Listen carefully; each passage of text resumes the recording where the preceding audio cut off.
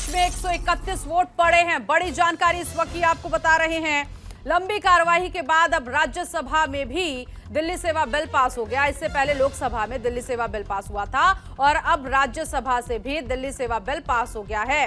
दिल्ली सेवा बिल के पक्ष में 131 वोट पड़े थे। दिल्ली सेवा बिल के विरोध में 102 वोट पड़े। बड़ी खबर इस वक्त की मिल रही है। तो राज्यसभा में भी दिल्ली सेवा बिल पास हो चुका है। इससे पहले लोकसभा में यह बिल पास किया गया।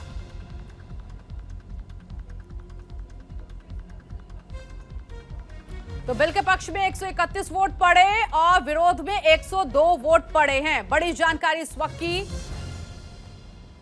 राज्यसभा में दिल्ली सेवा बिल पास हो चुका है। बड़ी जानकारी इस वक्त की मिल रही है। आखिरकार गहमा गहमी और लंबी कार्यवाही के बाद अब राज्यसभा में भी दिल्ली सेवा बिल पास किया गया है।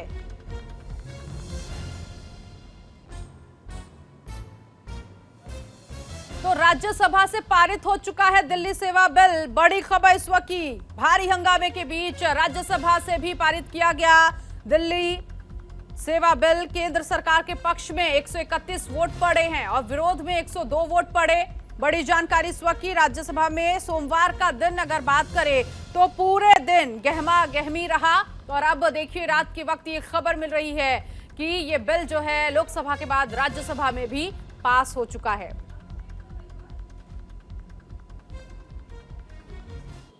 नमित इस वक्त हमारे साथ सहयोगी जुड़ गए हैं सीधे तौर पर। नमित, लोकसभा के बाद राज्यसभा में भी ये बिल पास हुआ। हालांकि राज्यसभा में पहले से ही अंदेशा था कि हंगामा भी जबरदस्त होगा और उसके बाद कहीं ना कहीं बिल पास किया जाएगा और ठीक हुआ भी वैसे ही। नमित,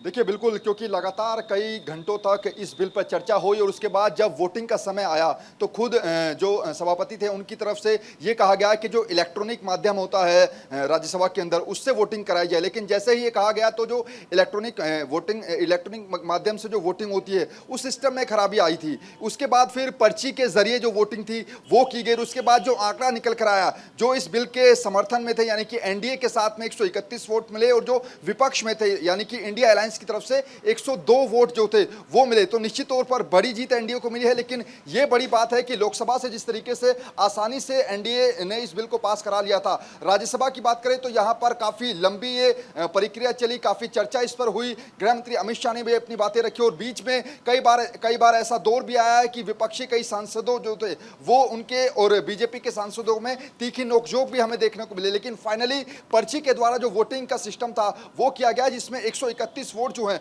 वो एनडीए के खाते में गए हैं। तो ये बड़े जो आंकड़ा है, हालांकि सुबह से हम चर्चा कर रहे थे कि जो बहुमत का आंकड़ा है वो एनडीए के पास है, लेकिन विपक्षी दलों का जो अलायंस था उनके हम जैसे सुबह बात कर रहे थे कि 108 से 109 वोट उनके पास थे, लेकिन उनमें से केवल 102 वोट उनको मिले हैं। निश्चित तौर पर सोचने वाली बात है कि वो वोट आखिर कटे कहां हैं। दूसरी तरफ अगर हम एनडीए की बात करें, राज्यसभा में भी पास हो गया। नमित, केंद्र सरकार को कितनी बड़ी ताकत मिलती हुई दिख रही है लोकसभा चुनाव से पहले। देखिए बिल्कुल निश्चित तौर पर, क्योंकि दिल्ली का अब जो सारा जो ट्रांसफर पोस्टिंग का अधिकार है वो दिल्ली के एलजी के पास चला जाएगा। क्योंकि इस बात को लेकर लगातार 2015 से लेकर 18 तक सुप्रीम कोर्ट के अंदर दिल्ली सरकार ने एक लंबी लड़ाई लड़ी थी। हालांकि फैसला उनके हक में आया था, लेकिन केंद्र सरकार ने 8 दिन के अंदर ही लाकर वो उस फैसले को अध्यादेश के द्वारा पलट दिया था और अब वो अध्यादेश कानून में तब्दील हो चुका है। निश्चित तौर पर बीजेपी और केंद्र सरकार की बड़ी जीत है। लेकिन यहाँ पर आम आदमी पार्टी दिल्ली सरकार को बड़ा झटका है। हालांकि कुछ ही देर के बाद 10:15 पर दिल्ली के मुख्यमंत्री अरविंद केजरीवाल एक प्रेस कॉन्फ्रेंस को संबोधित करेंगे। क्या कुछ वो कहेंगे ये देखना दिलचस्प होगा, क्योंकि अभी ये बिल पास हुआ है। ऐसे में दिल्ली के मुख्यमंत्री का रिएक्शन बेहद महत्वपूर्ण हो जाता है। कुछ ही देर के बाद लगभग 10:15 पर प्रेस कॉन्फ्रेंस अरविंद केजरीवाल करेंगे। बड़ी बातों का जिक्र वो कर सकते हैं। बड़ी जानकारी प्रेस कॉन्फ्रेंस होगी, मुख्यमंत्री अरविंद केजरीवाल की नमित हमें बता रहे हैं। और इसके साथ ही साथ अब ये बिल जो राज्यसभा में पास हो गया नमित, क्योंकि इससे पहले सदन में आज जो गहमा गहमी देखने को मिला, राघव चड्ढा को भी हमने सुना, वो कह रहे थे कि हम अपनी मांग यहां रख रहे हैं, यहां तक कि केंद्र को यह भी कहा कि वो तो अडानीवादी हैं। अब ऐसे में विपक्ष के पास बचता क्या है?